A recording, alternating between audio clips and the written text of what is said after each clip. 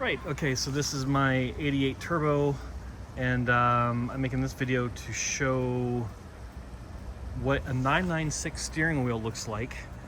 So do I have my keys? Let's see. Yeah, just show you what my old steering wheel looked like. It was the four spoke. This is the old steering wheel, and I'm going to show you more of this later. But the reason why I switched out my my steering wheel is because the horns on this are dangerous. And the reason I say they're dangerous is because of the way that you got to access them. They're the 3 and 9 or thereabouts position.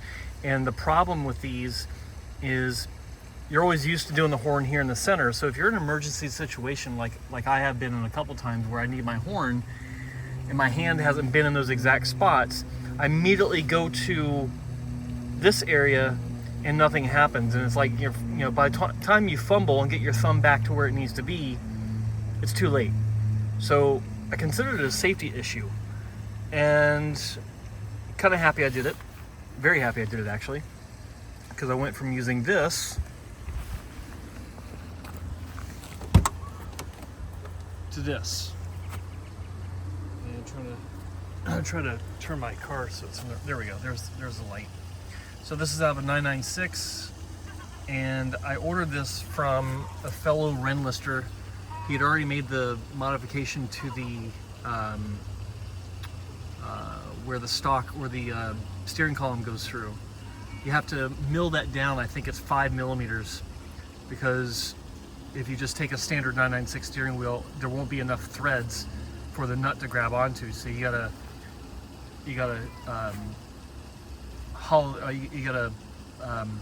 mill that down so there's more threads for the nut to grab onto. But aside from that, it's pretty straightforward.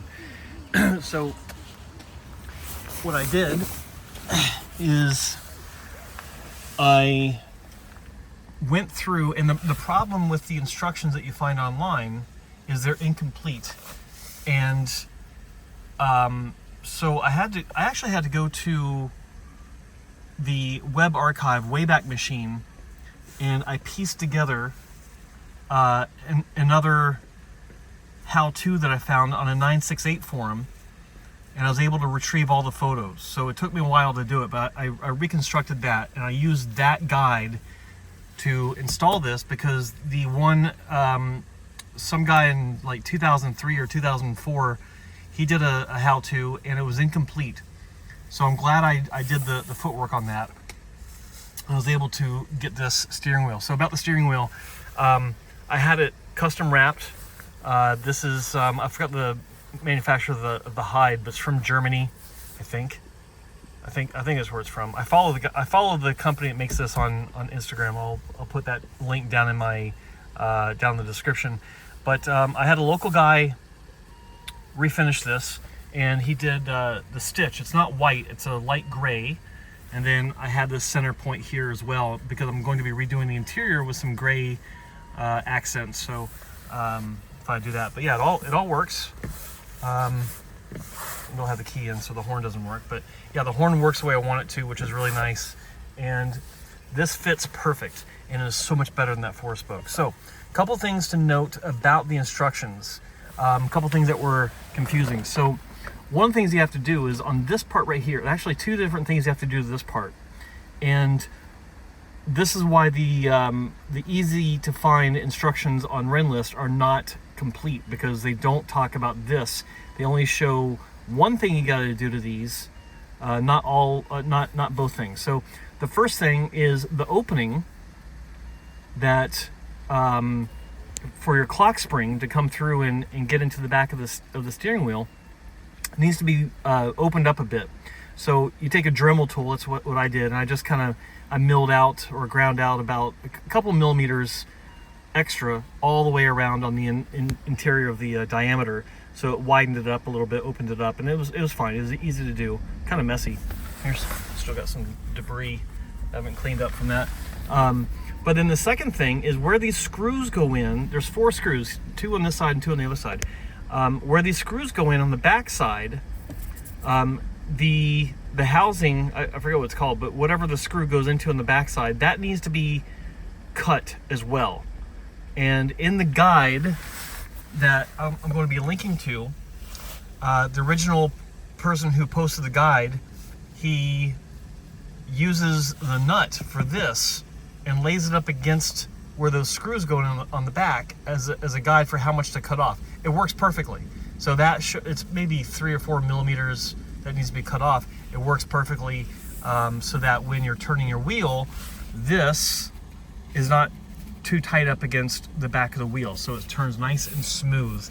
Another couple things I think are not necessary is in every instruction set I've seen, you're told to take this off, told to take this off, and you're told to take all of this off. I have no idea why, because I didn't need to do any of that. Like I did, and I wound up cracking my HVAC panel. You can see the crack there. So that was a screw up. I wasn't surprised. I mean, it's almost 40 years old, so I wasn't surprised. But it was completely unnecessary.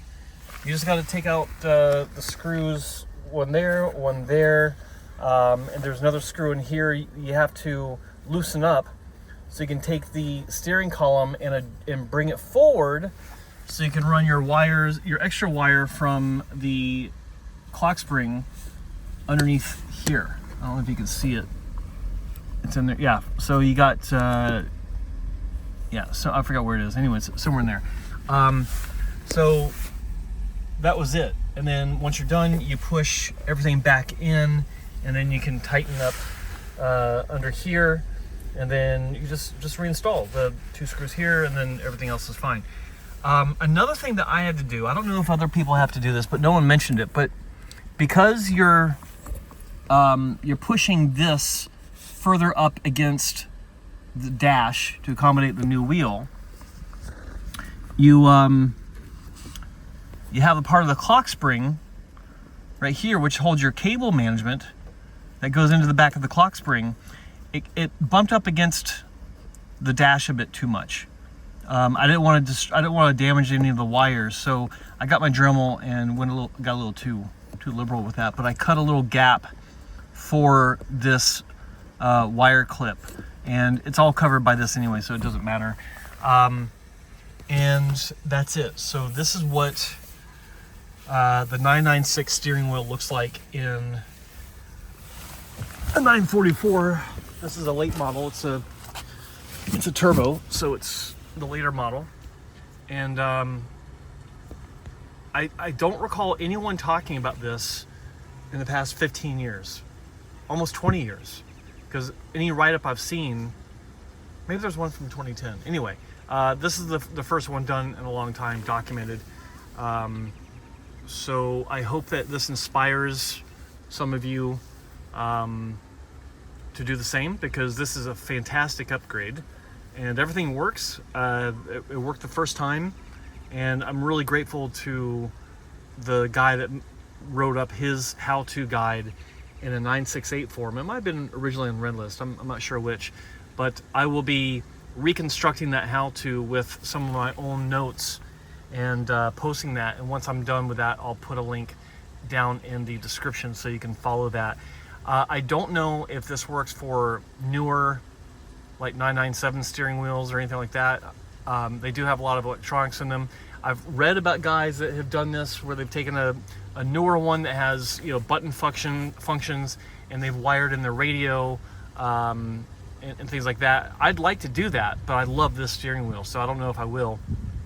But I'd like to wire in stereo. I'd like to wire in phone functions through the stereo. You know, whenever I do that. Right now it's just this, the JVC I have. That's what came in it.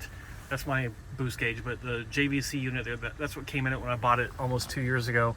And I'll be doing a, you know, touch screen, double din, all that eventually. But this is the second thing I've done for the upgrade of my interior. First thing being my Recaro Sportster GT seats, which are fantastic. These will be recovered into a different color eventually, but yeah, just want to talk about the steering wheel, and hopefully it will inspire more of you to do the same, because I think it is a fantastic upgrade. and even looks good, almost period correct for the 944. So hope that helps. Bye.